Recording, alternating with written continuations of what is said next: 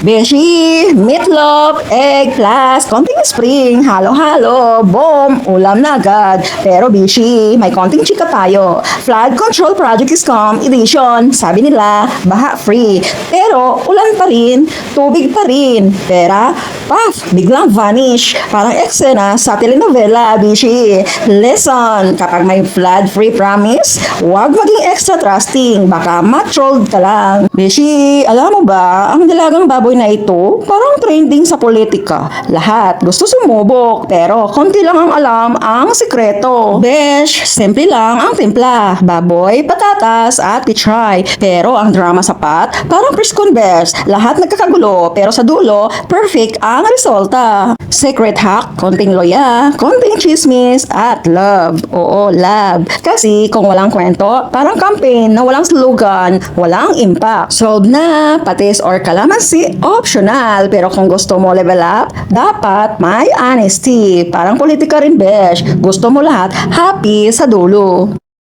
Mga beshi, tara, lutuin natin ang classic favorite tortang talong. Simple lang, pero super tasty at perfect para sa chill kitchen vibes natin. Alam nyo, habang nagluluto ako, naisip ko kung may magic potion lang sana para hindi mainis sa peeling ng talong. Kaya besh, baka gusto nyo ng rice cooker para smooth at hassle-free ang kitchen vibes nyo. Check nyo na lang ang link sa yellow basket, mga besh. Haha, at yung flipping ng torta, drama lang talaga pag first try. Parang show sa kusina.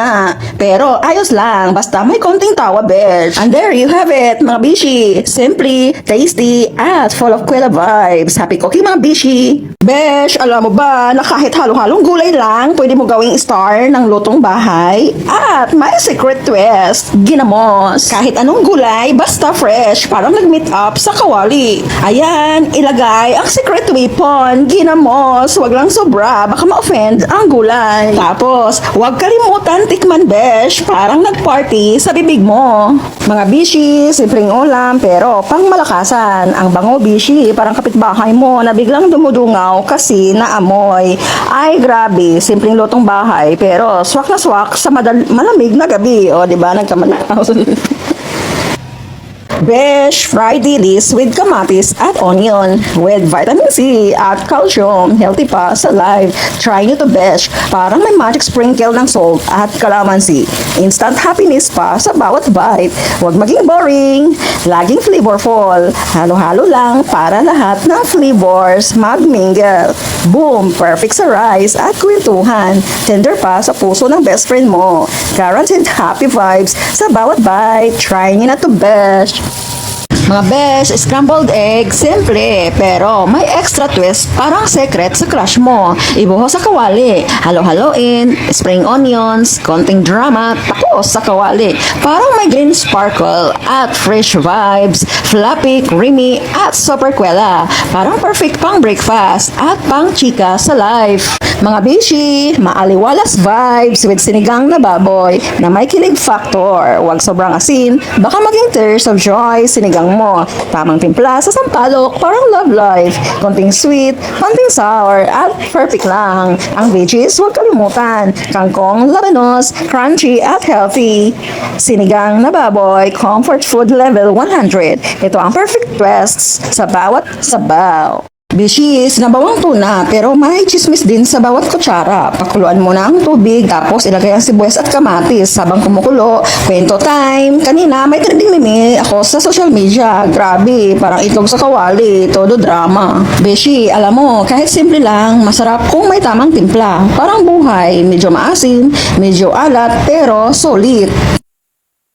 Mga besh, odong for life, comfort food na hindi ka iiwan sa gutom. Chewy at perfect sa sabaw. Swak na swak sa ulan o kahit mainit ang araw. Simpleng udong, parang life. Parang life. Madali lang i-prepare pero nakakabusog at masarap sa puso. Oo mga besh, forever na siya sa puso at tiyan ko.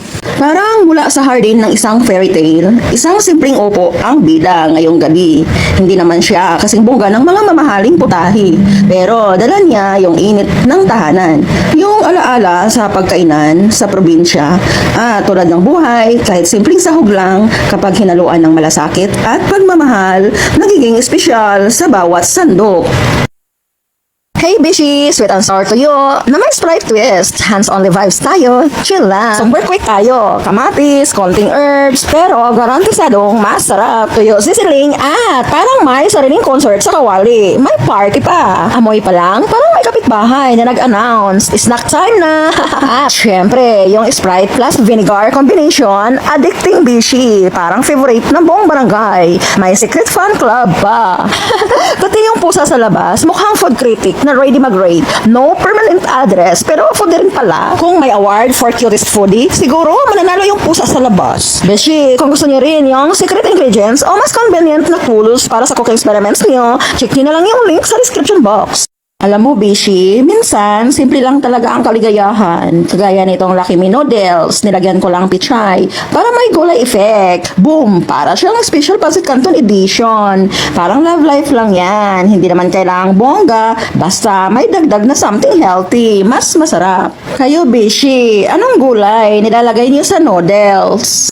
Mga Bishi, tara, lutuin natin ang classic favorite tortang talong. Simple lang, pero super tasty at perfect para sa chill kitchen vibes natin. Alam nyo, habang nagluluto ako, naisip ko kung may magic potion lang sana para hindi mainis sa peeling ng talong. Kaya, besh, baka gusto nyo ng rice cooker para smooth at hassle-free ang kitchen vibes nyo. Check nyo na lang ang link sa yellow basket, mga besh. Haha, at yung flipping ng torta, drama lang talaga pag first try. Parang show sa kusina. Pero ayos lang, basta may konting tawa, besh. And there you have it, mga Bishi. Simply, tasty, at full of Kuya vibes. Happy cooking, mga Bishi.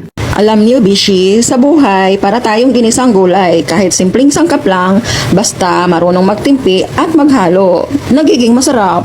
Ayan o, gulay lang, pero bigay tudo sa lasa. Parang tao minsan. Underrated, pero siya pala ang tunay na healthy at the best. Kahit simple lang, pero panalo. Basta may puso. Simpleng ulam, pero may kwentong nakakabusog.